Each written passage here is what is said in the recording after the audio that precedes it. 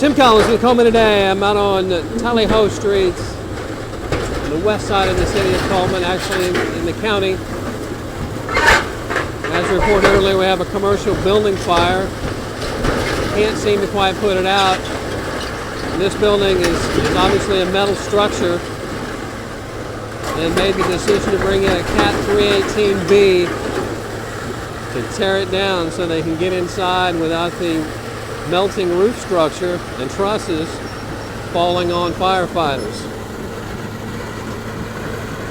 We've got a full complement of firefighters from Cullman Fire and Rescue. Some members from Visalia Volunteer Fire Department are arriving. The idea here is to bring down the structure of the building, cool it off so firefighters can get inside. Because it is a metal building, without doing something like this, the fire would just continue throughout most of the day.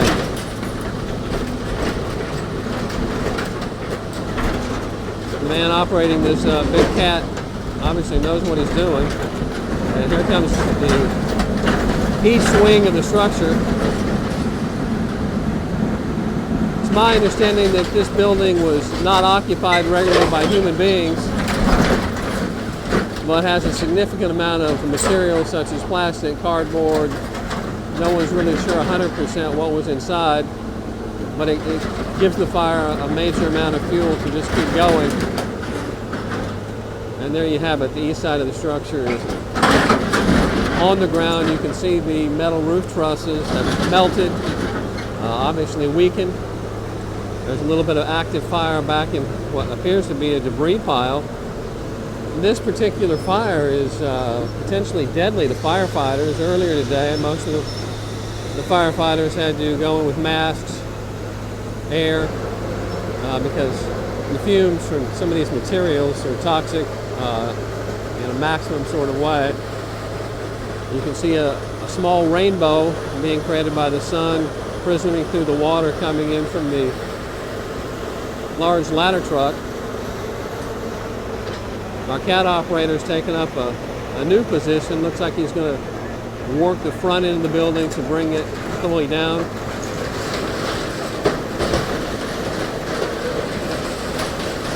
And you can tell from the condition of the roofing materials and trusses that it was just a super intense fire. This thing's coming down. It's very brittle, so I think he's going to make short work of this. There's Division Chiefs Brian Bradberry and Darren Peoples. They may be too busy to talk to me right now. But I've counted at least 24 firefighters from Cullman Fire and Rescue on the scene. I think the worst of the fire is now under control. It's a matter of them going inside and going through the debris, the busted metal, and trying to knock down the various hot spots.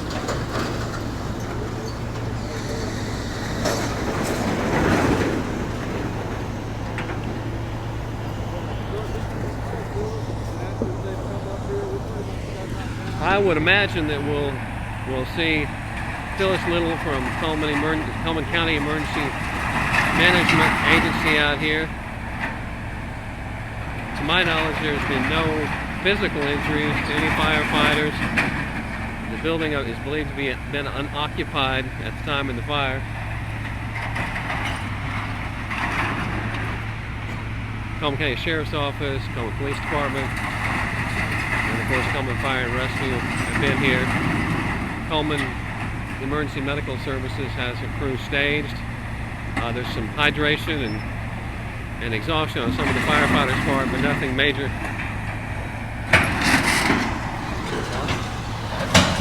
I'm going to talk with Division Chief Brian Bradberry. Brian, early morning for you today. Yes, sir. Call came in around 5 a.m. this morning. And I have to ask you, this building has had a fire in a few months back, a trash fire outside. I believe a fire before then. What are you making of this? What's going on?